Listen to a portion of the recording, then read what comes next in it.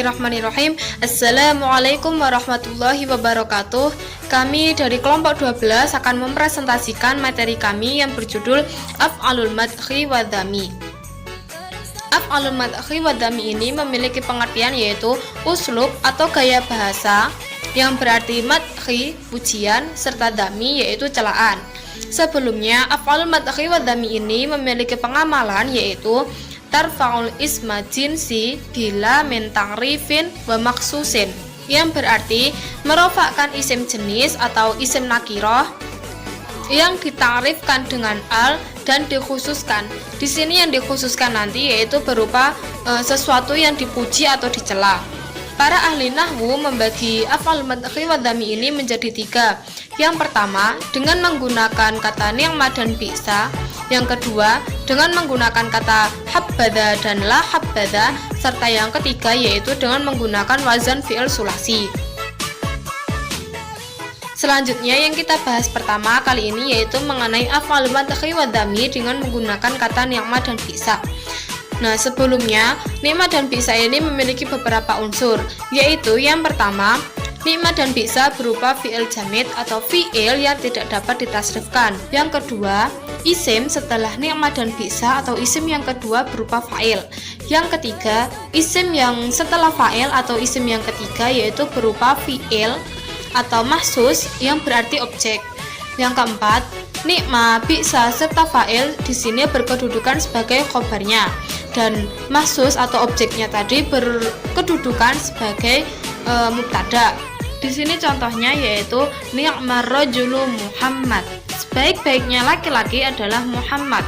Kata ar-rajulu tadi berasal dari kata rajulun yang ditarifkan dengan al sehingga menjadi ar-rajulu. Nah, ni'mar rajulu di sini kedudukannya yaitu khobar, sedangkan Muhammad berkedudukan sebagai mubtadanya. Kita lanjutkan yaitu mengenai ketentuan fa'il. Di sini pembuatan fa'ilnya memiliki 4 metode. Yang pertama yaitu dengan bertambahnya al-ma'rifah. Seperti tadi contohnya yaitu rojulun menjadi ar-rojulu. Yang kedua yaitu fa'il bisa berupa isim nakiro yang diidofahkan. Idofah di sini berarti gabungan dari dua kata yang memiliki satu makna.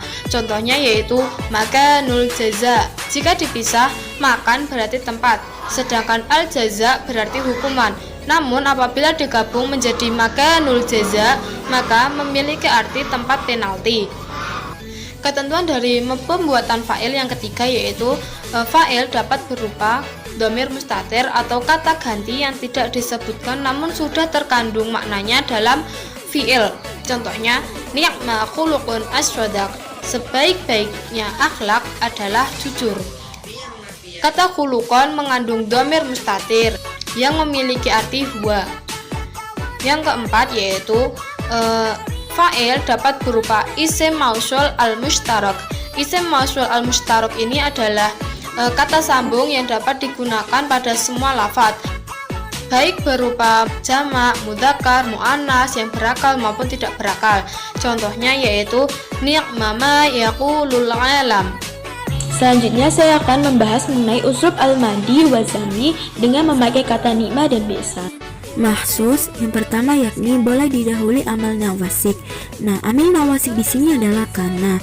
Contohnya yakni ni'mar rajul kana Muhammad. Ni'mar rajul sebagai khobar dari kana dan Muhammad sebagai isim dari kana. Yang kedua boleh dihilangkan. Nah, contohnya yakni ni'mar rajulu yang aslinya yakni ni'mar rajulu Ahmad. Nah, kenapa bisa dihilangkan? Karena misalnya ada seseorang lagi berbicara, dua orang sedang berbicara, sedang membicarakan orang lain. Nah, jadi orang itu udah tahu kalau yang dibicarakan adalah Ahmad, maka tidak perlu menyebut namanya, cukup menggunakan ni'mar rajulu, ya itu orangnya. Habada wala habada. Unsur-unsurnya yaitu yang pertama fi'il jamid haba, yang kedua fa'il da, yang ketiga setelah za tamyiz, yang keempat setelah tamyiz mubtada. Contohnya habada manu jannah, la habada manu nar. Mahsus. Yang pertama harus berada setelah fi'il dan fa'il. Contohnya habada manu jannah.